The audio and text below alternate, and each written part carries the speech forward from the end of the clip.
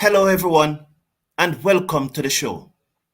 It's the St. Kitts and Nevis Patriots against the Guyana Amazon Warriors in match number 8 of the 2023 CPL live from St. Kitts at 7 p.m. local time, 6 p.m. in Jamaica. Before I tell you the playing 11 for both teams and who's going to win the match this evening, let me briefly recap yesterday action between the Jamaica Talawas and the St. Kitts and Nevis Patriots. It was the Jamaica Talawas that won the toss and asked the St. Kitts and Nevis Patriots to take first strike. They lost Evan Lewis early, but Da Silva and Andre Fletcher, appears to be steady in the innings. And after 4 overs, the St. Kitts and Nevis Patriots were 37 for 1. But the first ball of the fifth over, bowled by Irshad Salman, the second ball of the fifth over, bowled by Irshad Salman, and the fifth ball of the fifth over, bowled by Irshad Salman, the St. Kitts and Nevis Patriots lost 3 wickets in that fifth over.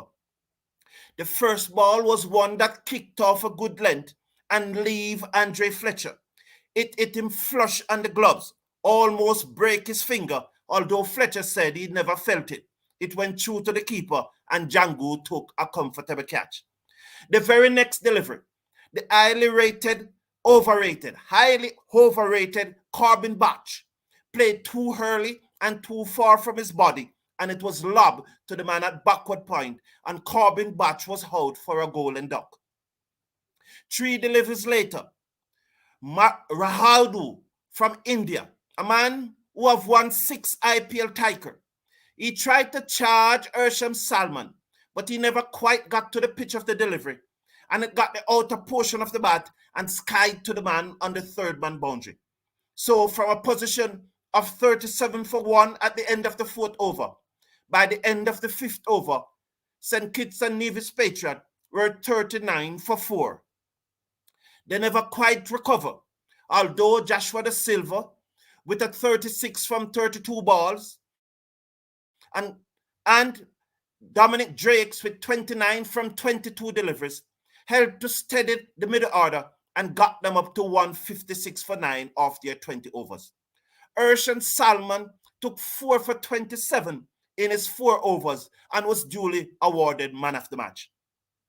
When the Jamaica Tala was batted, Brandon King was on fire. He stroked a majestic 67 from 33 deliveries, and after that innings, there were no doubt of who was going to win the match. Brooks was slow, but eventually he made 38 from 31 deliveries. One of the standout things of this match was Shane Thomas back to playing cricket. He bowled fast. He bowled the fastest ball of the match so far, 142.7 kilometers per hour. His dismissal of Kirk Mackenzie, the Jamaican left-hander, who made 23 from 21 deliveries, was sheer pace. Mackenzie looking to pull the ball through the outside, but within a blink of an eye, it was onto him and he was late into the strokes and was comfortable taken by Evan Lewis at mid-wicket. Another word on Irshad Salman. This is a recruitment of Mohamed Amir. We know that last year, Miguel Pretorius, the South African fast bowler, were constantly at war with Mohamed Amir and Curtly Ambrose because he refused to bowl back of the length and continued to float up the ball and was driven all over the place. We remember that over in Guyana, where Odin Simit took 30 from one of Miguel Pretorius over.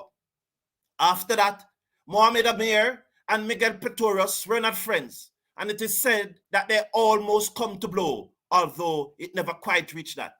So Irshad Salman, a T20 specialist, was recruited specifically by Mohamed Amir to play the role of Miguel Pretorius from last year's team. Now, just to look at an update of this tournament statistics, the most impactful player so far after 7 matches is Brandon King, who has 200 points. Himad Wazim followed Brandon King in second place with 144 points. And in third place is Ruston Chase with 143 points. The most runs in the tournament so far, Brandon King 148, Sean Williams 73, and Ruston Chase 67. And the most wickets, Salman Ershad 6, from 6 at 11 runs, at an average of 11 runs. Matthew Ford 4 wickets at an average of 8.5, and Jason Older 4 wickets at an average of 9.5.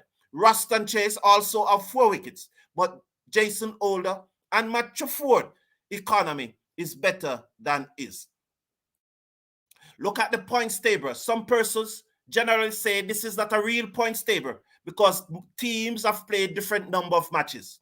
So this is a points table going into the 8th match. The Jamaica Talawas are on 5 points from 3 matches.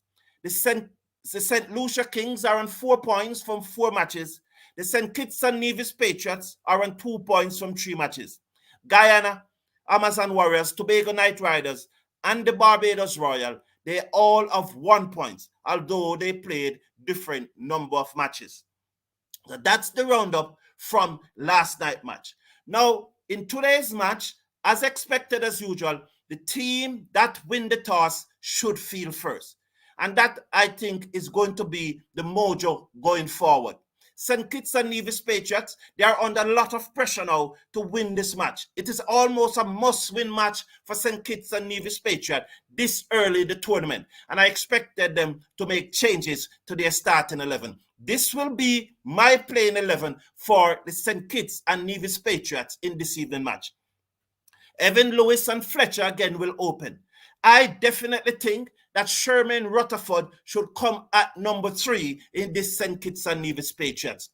Joshua De Silva is using up too many deliveries to be batting at number 3, and it will be an attacking approach to put Sherfane Rutherford at number 3. And Bati Raudu should bat at number 4. And I'm going to replace Corbin Botch with Kofi James. I want to see Kofi James comes at number 5. George Linde is good at number 6. You cannot have Joshua De Silva batting ahead of Dominic Drakes. Dominic Drakes in T20 matches, his strike rate is almost 160. He was not out last night, and you cannot have Dominic Drakes not being out. He has to bat as many balls as possible. And also, I will replace Sheldon Cottrell with Naheef. Naheef is one of those T20 specialists out of Afghanistan. Having played 20 matches, he has taken 21 wickets at an average of 25.